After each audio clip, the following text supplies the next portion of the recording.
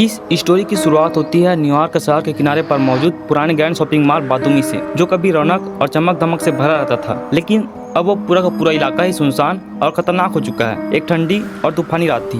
उस रात पूरा का पूरा शहर ही अंधेरे में डूबा हुआ था। बिजली बार बार बंद चालू हो रही थी, जिससे टिमटिमाती लाइटें दीवारों पर लंबी और डरावनी परछाइयां बना रही थी। बारिश की तेज बूंदें कांच पर हथौड़े की तरह गिर रही थी। एक 8 साल का लड़का पीली जैकेट पहने अकेले चल रहा था। उसके हाथ में एक टूटा हुआ खिलौना था। वो लड़का बहुत ज्यादा डरा हुआ था। वो रुकता है और पीछे मुड़कर देखता है, लेकिन वहाँ कोई नहीं होता। ऊपर की लाइट अचानक झपक कर बुझ जाती है। धीरे धीरे दूर से किसी भारी इंसान के कदमों की आवाज सुनाई देती है। लड़का तेजी से भागने लगता है। वह बहुत जल्दी सांसें ले रहा था। वो एक बंद दुकान के सामने रुकता है, जिसके दरवाजे पर एक बड़ा खरगोश का कार्टून बना हुआ था, जिसकी आंखें खून से सनी हुई लग रही थी। अचानक उसके पीछे एक ठंडी हवा का झोंका आता है। एक लंबी परछाई उसके सिर पर पड़ती है। एक भारी भरकम आदमी खरगोश का मास्क पहने ठीक उसके पीछे खड़ा होता है। उसके हाथ में लोहे का हथियार होता है, जिस पर ताजा खून टपक रहा होता है। वो धीरे धीरे उस बच्चे की तरफ बढ़ता है और उस बच्चे के कान में कुछ बोलता है। बच्चा डर के मारे कांपने लगता है और तभी उसकी चीख गूंजती है। उसके साथ क्या हुआ था कोई नहीं जानता। 3 साल बाद एक पुरानी सफेद वैन सुनसान सड़क पर चल रही थी। अर्जुन मेहरा ड्राइविंग कर रहा था।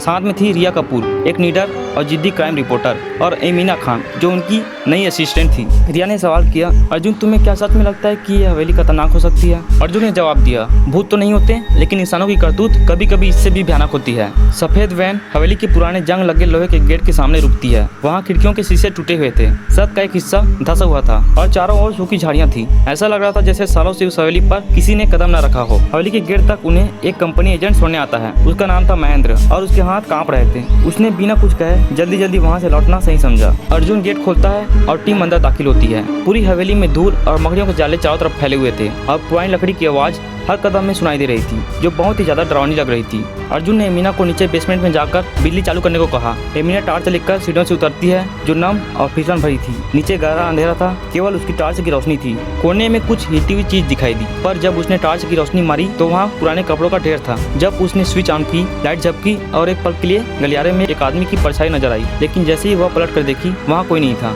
जब एमीना वापस ऊपर आई तो देखा कि वैन का शीशा टूटा हुआ था। गेट अपने आप बंद हो गए थे और हवेली के मुख्य दरवाजे पर खून से लिखा हुआ था, वेलकम बैक। हवेली का माहौल अचानक बदल सा गया। तीनों अलग अलग हिस्सों में खोज शुरू करते हैं। अर्जुन तय खाने में जाता है। वहाँ उसे दीवार पर खून से बनी एक खरगोश की डरावनी तस्वीर मिलती है। ऐसा लग रहा था कि जैसे तस्वीर की आंखें उसे ही देख रही हो। हवा ठंडी हो गई और कहीं दूर से किसी की सांसों की आवाज आने लगी। रिया अटारी में पुरानी कागजों के ढेर में छुपी हुई डरावनी ड्राइंग ढूंढती है। ड्राइंग में बच्चे खून, मास्क और हथियार बना रहे होते हैं। कागजों पर लिखा होता है, वह अब भी यहाँ है। एमीना ग्रीन हाउस में मिट्टी खोदती है और एक सड़ी हुई इंसानी खोपड़ी पाती है। तभी हवेली के बाहर हवा से फुसफुसाहट आती है, मैं तुम्हें नहीं छोड़ूंगा। रात होती ही हवेली के अंदर दरवाजे अपने आप बंद होने लगते हैं। अर्जुन और रिया अचानक गायब हो जाते हैं। एमीना अकेली रह जाती है, जो घबराकर खून के निशान के पीछे चलने लगती है। निशान उसे एक पुराने कमरे तक ले जाता है। कमरे में एक आदमी खरगोश का मास्क पहने खड़ा था। वह धीरे धीरे मास्क हटाता है और उसके चेहरे पर पागलपन साफ झलक रहा था। वह कोई और नहीं बल्कि टॉम था, उनका कैमरामैन, जो कुछ समय पहले ही रहस्यमय तरीके से गायब हो चुका था। टॉम ने गुस्से में कहा, मेरा भाई निर्दोष था और जो लोग उसे मारने वालों को माफ करते हैं, मैं उन्हें नहीं छोड़ूंगा। एमीना डर के मारे दौड़ पड़ती है, लेकिन हवेली हर कदम पर उसे फंसाने की कोशिश करती है। दरवाजे बंद हो जाते हैं, खिड़कियां जाम हो चुकी थी। टॉम पीछे आता है। उसके कदमों की थप थप की आवाज खौफनाक लग रही थी। लिविंग रूम में जब टॉम एमीना को पकड़ लेता है, तब जमीन अचानक हिलने लगती है। तभी फर्श के नीचे सड़ी गली रासें बाहर निकलने लगती है। उनके सड़े हुए हाथ टॉम को पकड़कर नीचे खींचने लगते हैं। टॉम की चीख दीवारों में गूंजने लगती है। फिर अचानक सब कुछ शांत हो जाता है।